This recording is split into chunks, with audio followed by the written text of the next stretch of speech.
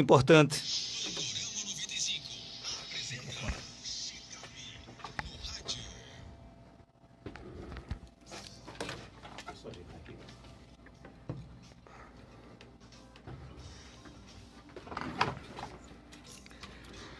Olha, eu tenho a alegria de receber de volta aqui no nosso programa, né, Dr. Belísio Neto, que por muito tempo aqui deu uma contribuição valiosa aos nossos ouvintes aqui do nosso Panorama 95. Está de volta aqui, Dr. Belísio. Seja bem-vindo aqui. Que alegria tê-lo aqui no nosso programa. Bom dia.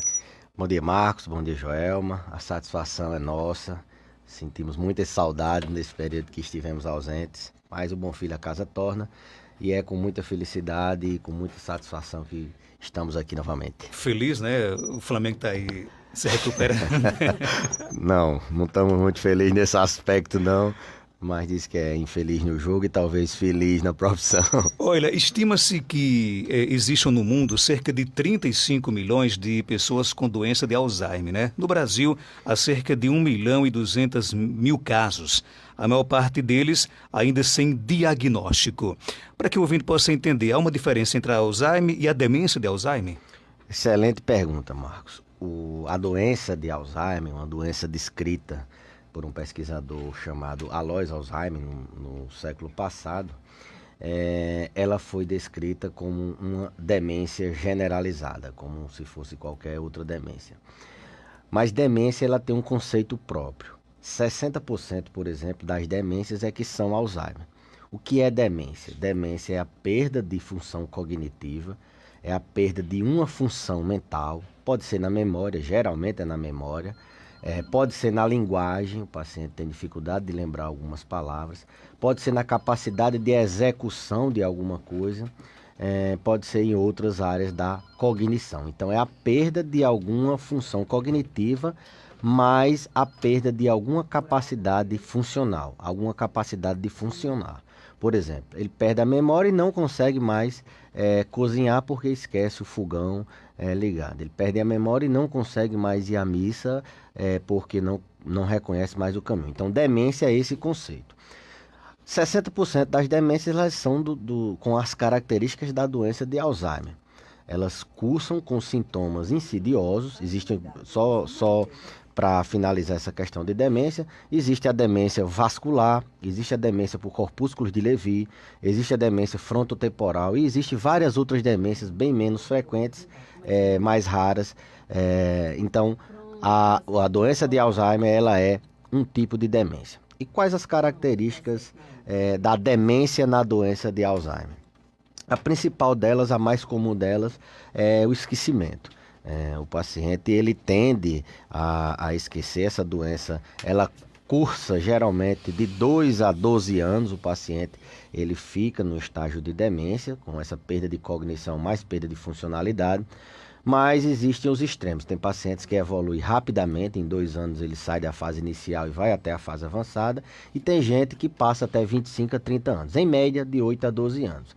Então é uma doença de início progressivo, insidioso, lentamente. É tanto que as famílias, quando vêm reconhecerem, a gente já tem 1 ou 2 anos de doença instalada.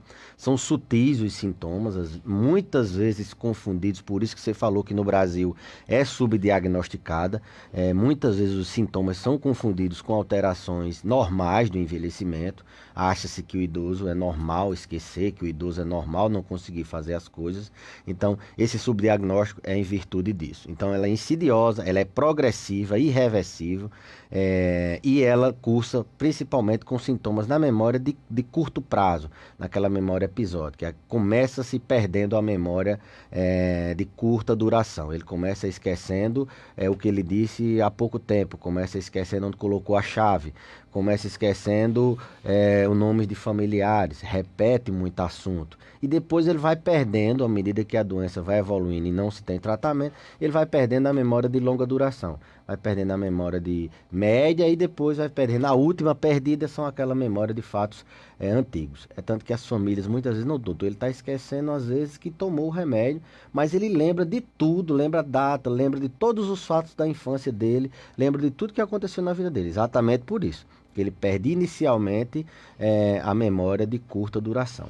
É normal também, por exemplo, confundir com a loucura. Deixa eu usar aqui um termo aqui bem popular, porque muitas vezes as pessoas, fulano está ficando gagá, está esquecendo das coisas. É normal também confundir a demência com a loucura? Perfeitamente. Antigamente, a doença de Alzheimer tinha como sinônimo o esclerosou, ficou gagá, caducou. E na medida que você falou em loucura, na medida que a doença progride, vão aparecendo sintomas comportamentais. A doença vai evoluindo, os anos vão passando, a morte neuronal das áreas relacionadas por essas áreas da cognição, como eu falei, vão morrendo os neurônios. E o paciente começa a apresentar sintomas comportamentais, como sintomas psicóticos. Que confunde com esquizofrenia, confunde com loucura. Lógico que esquizofrenia, o quadro de abertura é em pacientes jovens, é rara esquizofrenia na idade avançada. Então, esses sintomas comportamentais que são próprios da evolução da demência, o paciente começa a ter alucinação, ver coisa que não existe, começa a ter delírio persecutório de que tem alguém atrás dele, começa a se agitar principalmente no final da tarde, começa a não dormir, abre quadro de agressividade, de irritabilidade, ele abre quadro de desinibição sexual, começa a ter comportamentos bizarros nessa parte sexual. Então, confunde-se com loucura. Na verdade é um senso comum, uma palavra que remete a alterações atípicas do comportamento. E o paciente ele não tem loucura, ele tem sintomas comportamentais inerentes à doença de Alzheimer. À medida que a doença vai avançando, principalmente nos pacientes que não tratam.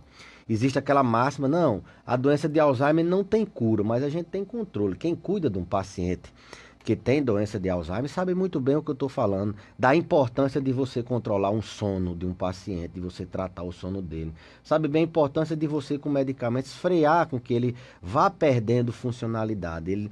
Ele antes conseguia ir no banheiro sozinho, se levantar sozinho, à medida que a doença passa, vai se perdendo capacidade motora, vai se perdendo independência. E aí você começa a botar força, ele começa, até para levantar do sanitário, você começa a dividir a força com o cuidador. Enquanto ele tem independência, está tudo bem. Mas quando ele vai perdendo a dependência, tudo vai ficando pior. Então, ela realmente não tem cura. Como hipertensão não tem cura. Como diabetes não tem cura. Mas são doenças que não se fala nisso. Se fala, não, o Alzheimer não tem cura. Mas o Alzheimer tem um controle dos sintomas. O médico, principalmente o geriatra, não aqui puxando a sardinha para o nosso lado, é uma doença que tem intersecção com a neurologia, com a psiquiatria, são especialidades que tratam também Alzheimer, mas a geriatria ela tem esse cuidado de tratar não só a doença, tratar o cuidador, tratar o paciente, individualizar as situações, inclusive envolvendo situações sociais, familiares. A gente está muito preocupado com o estresse do cuidador. Paciente que tem demência, principalmente a doença de Alzheimer, o cuidador ele fica sobrecarregado. A gente sabe que ficar 7 dias por semana com um paciente com a demência repetindo toda hora a mesma coisa, ou no final da tarde querendo sair de casa, o mínimo que seja o trabalho, você se estressa. A gente até orienta as famílias a dividirem, contratar cuidadores, que eu acho que talvez seja tema esse mês. Vamos tratar de Alzheimer, já haja visto que embora seja um mês amarelo do suicídio, a doença de Alzheimer não pode deixar de ser lembrada. Ela é meio esquecida e é o Setembro Violeta. A gente é o mês mundial da doença de Alzheimer. Então, nos próximos programas a gente pode se aprofundar melhor nesses outros temas sobre tratamento, sobre esses sintomas comportamentais. Hoje a gente aborda tudo de uma forma introdutória e, a depender das pautas sugeridas, a gente pode seguir falando de Alzheimer. Abraço aqui o nosso amigo Roberto Rodrigues, lá em São Bento, na Paraíba, ouvindo aqui, assistindo aqui a nossa live no Facebook. Jaman de Souza. Ok, como o Marcos disse, é uma alegria tê-lo aqui, né? Que bom, o senhor de volta no Panorama 95. Dizer que o doutor Belício está cuidando da minha mãe, a gente está muito feliz, viu? Satisfeito demais. Ela tem Alzheimer, Tem Alzheimer, né? Lamentavelmente, né? Triste, mas ela tem Alzheimer e está sendo cuidada por doutor Belício. A gente agradece a atenção, o carinho, o atendimento, né? Que é muito importante nesse momento. Um ouvinte lá de Serra Negra, ela disse que a mãe dela tem 74 anos de idade e está com Alzheimer. E ela disse que tem 44 anos e está começando a ficar esquecida. Ela está com medo. É hereditário? Por exemplo, se minha mãe tem Alzheimer, eu posso ter? Excelente pergunta, Joelma. Comentando o fato de ter a oportunidade de cuidar da sua mãe, é uma alegria para a gente. Haja vista que a gente tem muito prazer de cuidar das pessoas que têm uma família atenciosa. Eu sempre digo às pessoas, feliz aquele que pode cuidar dos seus pais, dos seus avós, enquanto tem vida. Uma oportunidade para vocês e para a gente também. Veja bem, Joelma, a doença de Alzheimer ela tem dois fatores de riscos que são importantíssimos, que são diferenciais para o aparecimento da doença. É a idade e a genética. Há uma relação muito forte dessa herança genética. As pessoas que têm alguém na família com doença de Alzheimer, elas têm um risco muito maior de desenvolverem a doença. E à medida que a idade passa, vão se somando genética com a própria idade. Então, quem tem familiares com demência de Alzheimer tem que se cuidar. E aí entram os fatores protetores. Como é que eu tenho um paciente na minha família, tenho Alzheimer, e será que eu vou ter também? A gente não sabe, a probabilidade é alta. Então, o que é que você tem que fazer? A Associação Mundial da Doença de Alzheimer, ela fez agora, no início do ano, algumas recomendações. 7 recomendações para você se proteger da doença de Alzheimer. A primeira delas, e é um fator protetor, é a escolaridade. Pacientes que têm mais escolaridade, eles têm uma incidência bem menor da doença de Alzheimer. Então, aqueles pacientes que estimulam muito a mente, eles têm uma tendência a ter menor. E a escolaridade não é só a escolaridade formal, de você ir para a escola, tem a sabedoria popular, aquela pessoa que nunca foi na escola, mas ele tem um nível tem um know-how muito grande numa área do conhecimento. Então, você estimular propriamente é um fator protetor. Atividade física, comprovadamente, ela estimula não só o corpo, como ela estimula também a mente. Redução de peso e dieta também é uma coisa, muitas vezes, repetitiva para o coração, mas serve também para a mente. Duas coisas que as pessoas, às vezes, negligenciam. Insônia, tratar o sono, você dormir bem, você está protegendo sua mente para uma doença de Alzheimer. Então, um paciente com 44 anos, como foi essa paciente lá de Corrais Novos, na verdade, uma cuidadora de Serra Negra, na verdade, uma cuidadora de pacientes, se ela não dormir bem, por isso a importância do cuidador. Então, a insônia pode prejudicar? Sem dúvida, eu tenho insônia. Sem dúvida. A insônia é um fator de risco para a doença de Alzheimer. Tem que tratar. Não necessariamente com remédio, mas a gente pode até depois falar sobre insônia. Remédio é a última alternativa que a gente faz. A higiene do sono, a insônia geralmente ela tem uma causa secundária. Por que você não está dormindo bem? Será que é um transtorno de ansiedade? Será que é um transtorno depressivo? Será que não é alguma coisa, um medicamento? Toma muito café, faz atividade física à noite, não tem uma higiene do sono? Então, geralmente insônia sem causa aparente é raro. E aí que é quando a gente vai fazer medicamento. Tem que tratar a causa secundária. Outra coisa que as pessoas deixam e que é a principal causa de esquecimento em idades mais jovens é o transtorno do humor. Diga-se transtorno do humor, ansiedade e depressão. Os transtornos do humor, eles causam esquecimento. A pessoa vai colocar, eu sempre dou esse exemplo. Vou colocar esse lápis em algum lugar, estou preocupado, o Joelma está preocupado com o funcionamento da rádio, coloca sem saber onde botou o lápis. Esquece. A gente só retém informação se a gente estiver prestando. A atenção e a concentração são 2 pilares da memorização. Você tem que estar atento e concentrado. Então, geralmente no transtorno de ansiedade, a atenção e a concentração, eles estão afetados. Um outro transtorno do humor que tem como sintoma o esquecimento, para a gente poder caracterizar uma depressão. O esquecimento é um dos sintomas que estão na depressão, principalmente no idoso. O idoso ele dificilmente chora e talvez depressão no idoso seja um tema a posteriori. Então, nessa faixa etária, 44 anos, a principal causa de esquecimento não é doença de Alzheimer, é transtorno do humor, é ansiedade, é depressão ou é insônia. Então, para proteger, você tem que tratar. Tratamento de ansiedade e depressão passa por psicoterapia, passa por atividade física, passa por lazer, passa por ressignificação do cotidiano e passa também por medicamento. Às vezes, não, eu vou ficar tomando esse medicamento a vida toda. Vai, porque você tem uma genética de Alzheimer. Se você não tratar a sua depressão, esse seu esquecimento sim vai virar uma doença de Alzheimer no futuro. Essa preocupação com a questão da... Primeiro que você fez um raio-x quase completo de Djalma de Souza. Foi. Mas, Marcos, as pessoas... Nada disso. Né? Elas sentem como se estivesse... Não, o doutor hoje está falando... Eu percebendo aqui Djalma triste, rapaz, quase... Mas brincadeira à parte. Essa questão aqui da preocupação com a idade realmente despertou aqui alguns interesses. Nossa amiga Mazé Cabral, ela está lá em Alcantil, na Paraíba, né? Região metropolitana de Campina Grande, aqui através do nosso Facebook. Ela pergunta o seguinte: doutor, quais os primeiros sintomas? A partir de que idade uma pessoa já começa a mostrar problemas referentes à questão do Alzheimer? Perfeito.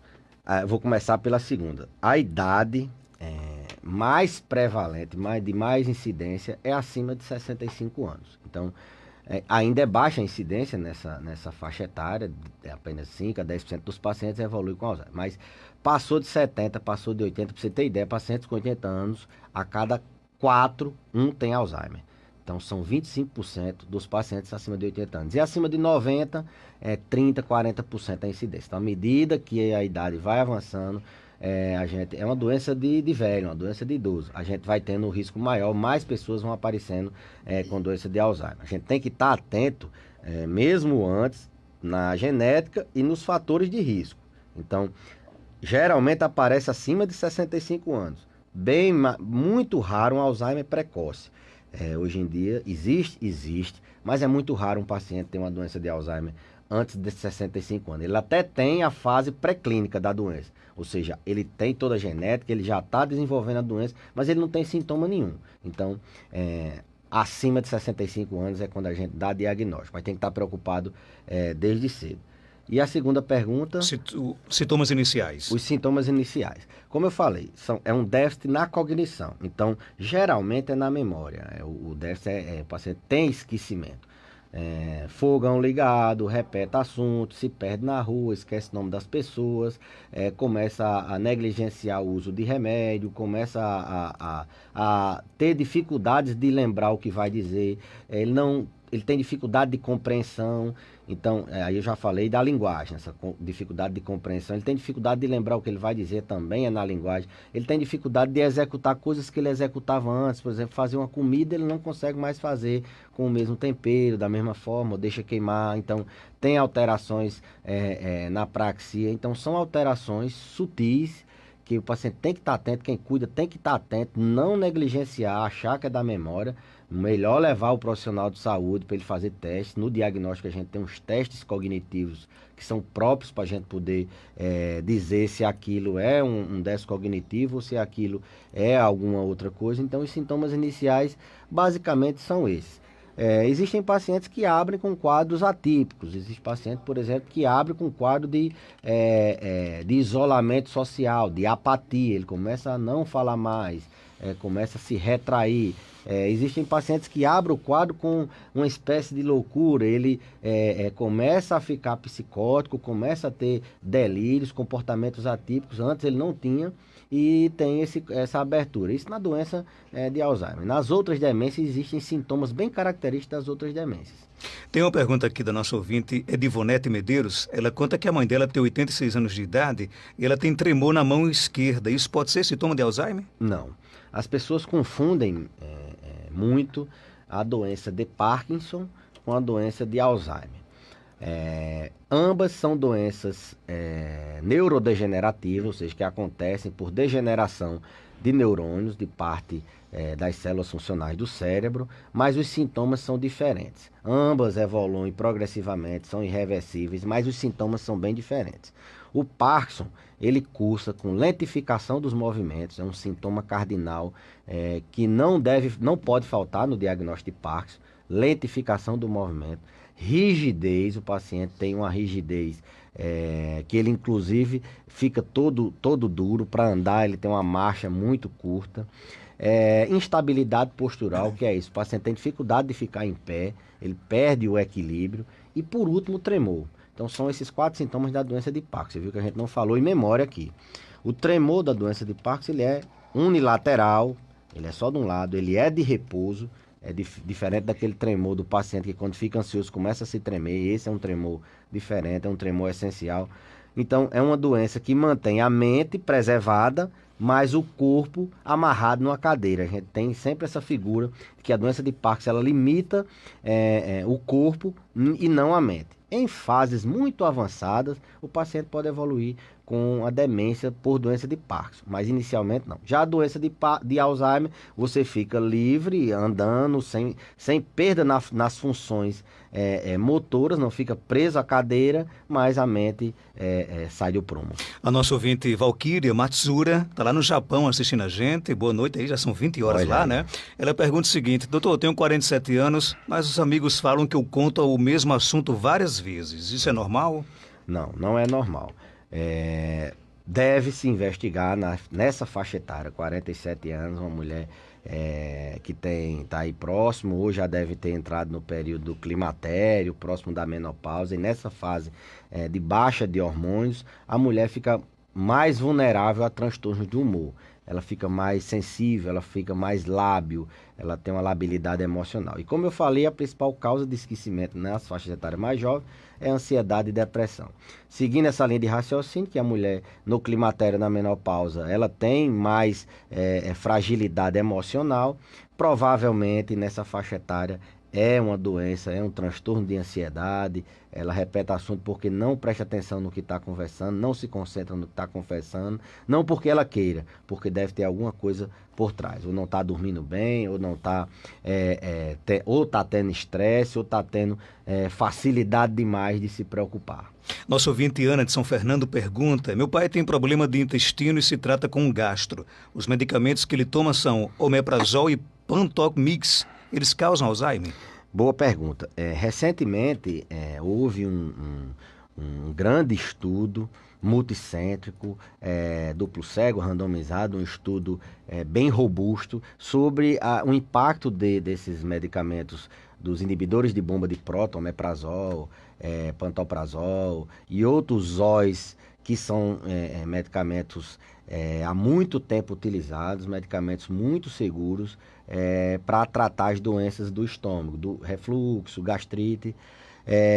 Esse medicamento inferia-se no estudo que ele diminuía a absorção da vitamina B12 e eles fizeram uma relação com demência de Alzheimer. A vitamina B12 ela é uma vitamina responsável pela transmissão do impulso nervoso, ou seja, as ligações cerebrais dependem da vitamina B12 e os pacientes que usam esse tipo de medicamento, eles podem ter uma deficiência na cognição a longo prazo, mas é um tipo de demência reversível, não é uma demência irreversível.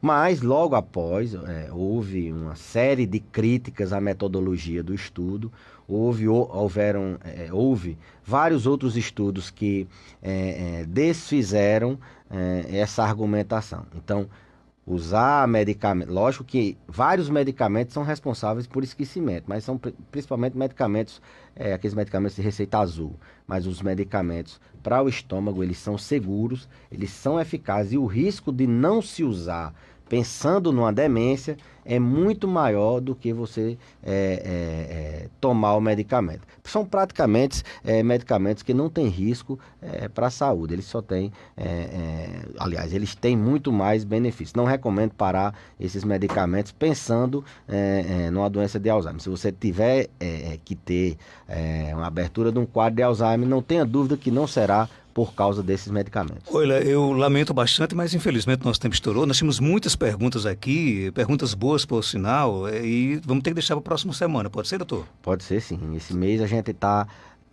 lembrando de não esquecer.